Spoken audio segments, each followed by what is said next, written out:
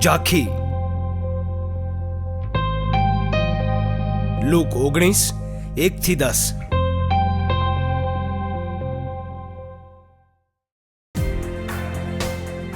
ઈસુ યરેખોમાં પ્રવેશ કરીને આગળ વધી રહ્યા હતા. ઝાંખી નામનો એક પૈસાદાર અને મુખ્ય કર ઉઘરાવનાર હતો. એ જોવા માંગતો હતો કે ઈસુ કેવા દેખાય છે, પણ એ ઠીંગણો હતો. એટલા માટે ભીડમાં એ તેમને ન જોઈ શક્યો. ઈસુને જોવા માટે તે દોડીને એક ગુલ્લરના ઝાડ પર ચડી ગયો, કારણ કે તેઓ એ રસ્તે પસાર થવાના હતા. જ્યારે ઈસુ તે જગ્યાએ પહોંચ્યા તો તેમણે ઉપર જોઈને ઝાંખીને કહ્યું, ઝાંખી, જલ્દી નીચે આવ, કારણ કે આજે મારે તારે ત્યાં રોકાવાનું છે. એણે તરત જ ઉતરીને આનંદિત થઈને પોતાને ત્યાં ઈસુને આવકાર્યા. આ જોઈને લોકો ગણગણવા માંડ્યા,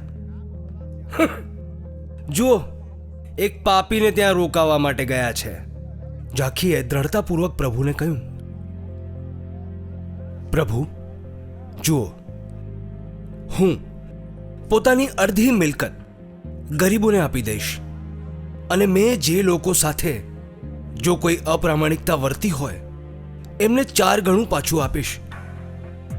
ઈસુએ તેને કહ્યું, આજે આ ઘરમાં મુક્તિનું આગમન થયું છે, કારણ કે આ પણ ઇબ્રાહિમનો પુત્ર છે, જે ખોવાઈ ગયો હતો.